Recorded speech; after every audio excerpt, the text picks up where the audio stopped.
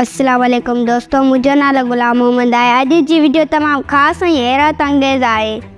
मां दावत सां चई सघां थो त हिन वीडियो में जेको कुझु बि चयो वेंदो उहो सोचंदड़ हूंदो। अल्लाह ताला जी काइनात केतिरी ख़ूबसूरत ऐं अज़ीम बणाई आहे, उन में को शक न आहे त अल्लाह ताला तमामु वॾो आहे, असांजी सोच खां बि तमामु वॾो आहे। ऐं जेकॾहिं तव्हां वाक़ई इहो सभु ॼाणणु चाहियो था त हीअ वीडियो आख़िर ताईं ॾिसो। मां इंसान जे वजूद ऐं इंसान जे ज़माने बाबति ॻाल्हाइणु शुरू कंदसि।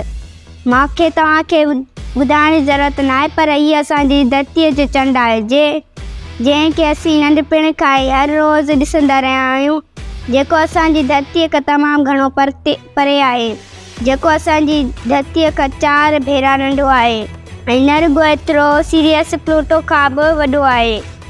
पोइ अचो त मरकरी जे बारे में। मरकरी असांजे चंड खां घणो वॾो आहे।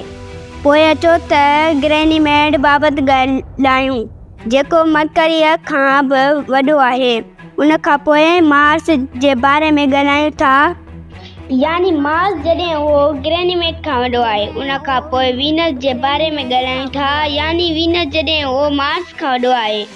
उन खां पोइ अर्थ जे बारे में ॻाल्हायूं था, यानी अर्थ जॾहिं उहो वीनस खां वॾो आहे। उन खां पोइ कैपिलर जे बारे में ॻाल्हायूं था, यानी कैपिलर जॾहिं उहो अर्थ खां वॾो आहे।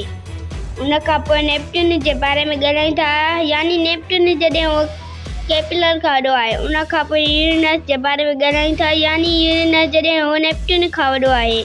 उन खां पोइ सैटर्न जे बारे में ॻाल्हायूं था, यानी सैटर्न जॾहिं उहो यूरेनस खां वॾो आहे। उन खां पोइ ॻाल्हि करियूं था हिकु तारे जी जेको सैटर्न खां वॾो आहे। उन खां पोइ ॻाल्हि करियूं था हिकु जुपिटर जी जेको तारे खां वॾो आहे। उन खां पोइ ॻाल्हि करियूं था हिकु सियारे जी जंहिंजो नालो HD 100546 जी जेको सभिनी सियारनि खां वॾो आहे। उन खां पोइ ॻाल्हि करियूं था असांजे सिज जी जेको सभिनी सियारनि खां वॾो आहे। पोइ असां ॻाल्हि करियूं था साइरस जी जेको असांजे सिज खां तमामु वॾो आहे।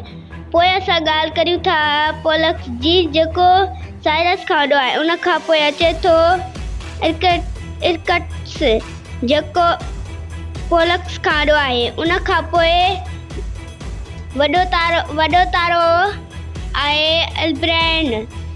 उन खां पोइ वॾो तारो आहे, उन जो नालो आहे रिगल, जंहिंखे ब्लू सुपर जायंट चयो वेंदो आहे।